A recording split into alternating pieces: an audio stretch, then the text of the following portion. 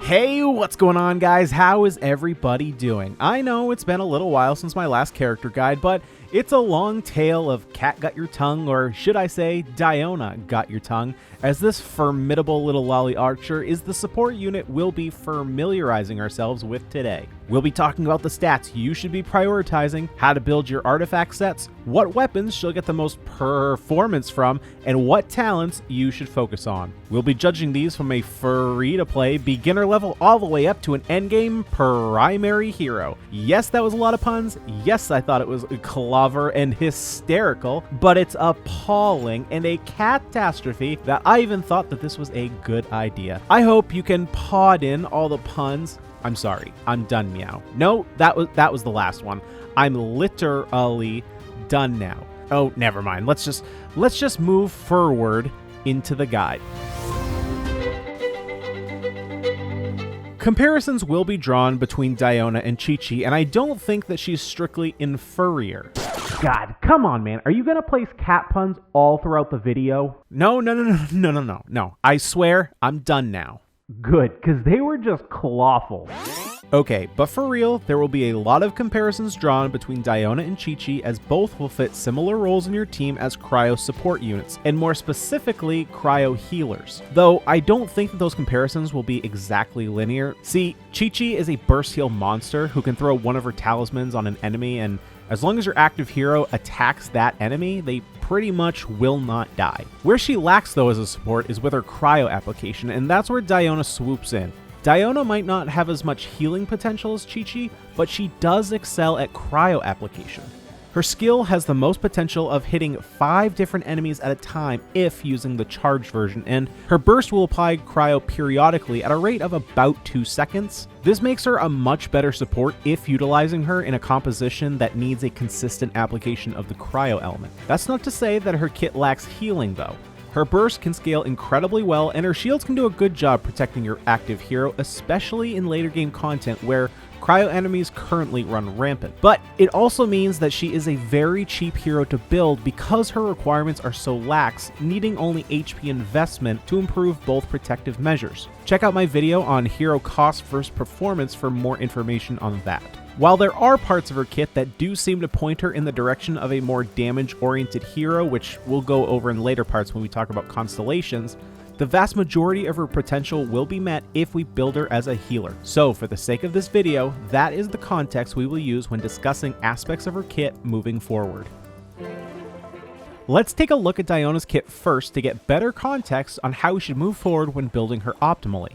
Diona's skill fires either 2 or 5 ice paws at hostile targets depending on whether you use press or hold. These arrows can hit multiple enemies and will deal cryo damage. She'll also create a cryo shield that will scale the absorption based on Diona's health, and duration based on the number of paws that connect. Holding her skill will also cause her to jump away and increase the effectiveness of the shield she creates by 75% or 250% when taking damage specifically from cryo attacks. While her shield does technically scale higher than her burst, protection is not as important as regeneration, as eventually your protection will not be able to keep up, leaving your heroes to perish, while with health regeneration, our heroes can live to fight another day.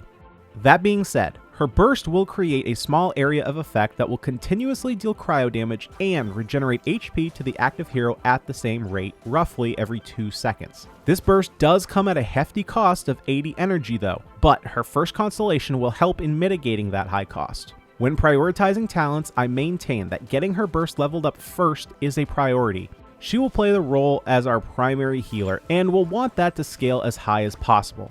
It's also important to note that when looking at the numbers and her scaling, even though her shield does in fact scale higher than her burst, her shield is only a one-time use per activation, while her burst will continuously regen health at that rate over a period of 12 seconds. If you're short on resources, Diona is a great healer because she can be fairly cheap due to the fact that I don't believe it all necessary to level up her basic attack. Diona's kit is not tailored for a significant amount of DPS, nor does any of her kits scale with her attack. So, for that reason, we can opt to neglect these stats in order to get max value out of her supporting elements, her skill and burst. When wishing for constellations, her first constellation is her most vital. Regenerating 15 energy once her burst duration ends will bring her 80 energy cost down to 65, bringing her more in line with the majority of our other heroes. Since we'll be looking to put some energy regen into her kit, this will help in the consistency of retaining her burst. In terms of effectiveness, 2, 3, and 5 are not at all necessities. They're just nice to have. Overall, the performance of these constellations is negligible, and I think the 4 is just awful. I think it's an attempt at giving her a DPS element, but overall her DPS is extremely lackluster and is better utilized as a support. This could change with future updates, however, depending on the future cryo artifact sets. Finally, her last constellation feels really good when you have it, but I do feel that it acts like a win more. Increasing the healing bonus of her burst by 30% when the active hero is under 50 HP may sound like a lot, but more than likely it will end up that only one tick will get you above that 50% threshold. The increase in elemental mastery, however, is a nice buff. But when I compared the numbers with my pretty wailed out Razor, he was only benefiting roughly 1,000 to 2,000 damage per reaction based on the reaction scaling, so do I think the amount of damage is worth the extra coin you'd have to spend to get her all the way to Constellation 6? Probably not. I would still maintain that for most players, getting her to Constellation 1 will have the highest performance to cost ratio. Choosing a weapon for Diona is surprisingly easy, especially when comparing her to other heroes.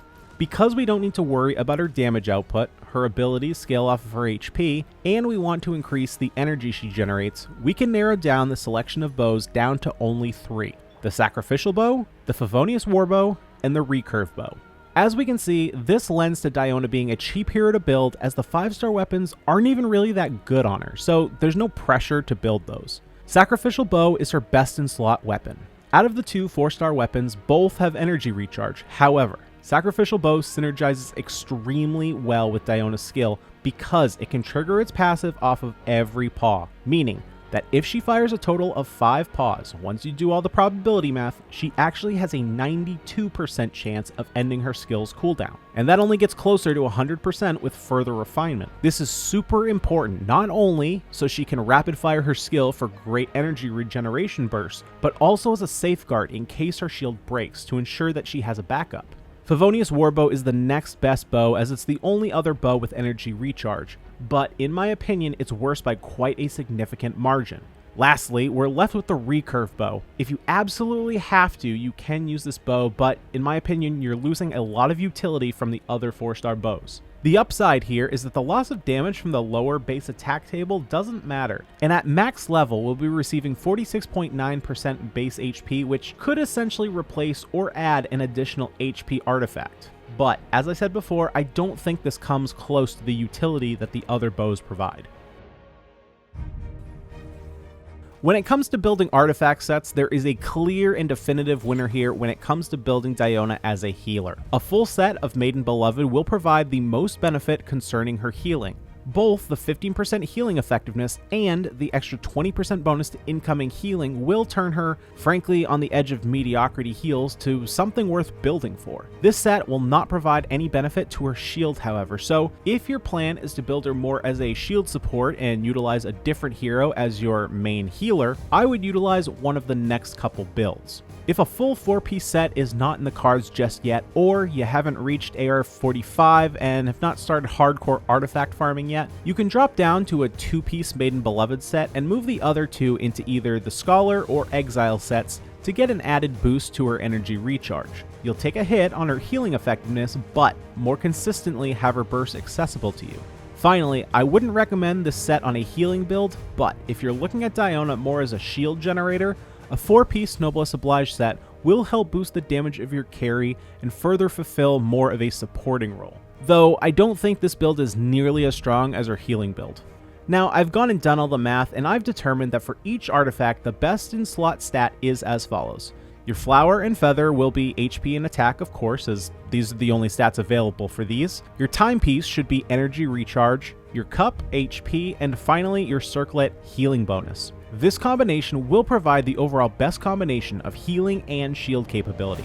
Building the latter 3 artifacts for HP percentage is an enticing option. If you have a 4-piece Maiden Beloved set, your heals will be comparable to my best in slot selections. Your shield will also benefit with roughly a 33% increase in effectiveness, though you'll suffer from consistency issues as you'll lose a big portion of your energy regeneration. Though you can change your main stats to improve the aspect of Diona you're most interested in, her shield or her healing capacity, this arrangement offers the best proportion of both shielding and heals that she can offer as a healer. In conclusion, Diona might not be the best option when it comes to strictly healing, but due to her providing quite strong shields, her fairly consistent cryo application, and the very low investment cost, she has been rising consistently on my list of support hero viability. Hopefully you guys have found this guide useful and it will help you in building your own Dionas. If you liked what you saw and you want to see some more content from me, head over to my Twitch page, twitch.tv/xjazzy, or you can support me right here on YouTube by clicking the red subscribe button, like the video if you liked it, and hitting the notification bell, that way you never miss a video. And if you want to join our Discord community, link will be down in the description below. But guys, that's all I have for today. Hopefully you did enjoy, and I'll see all you guys in the next video. Peace.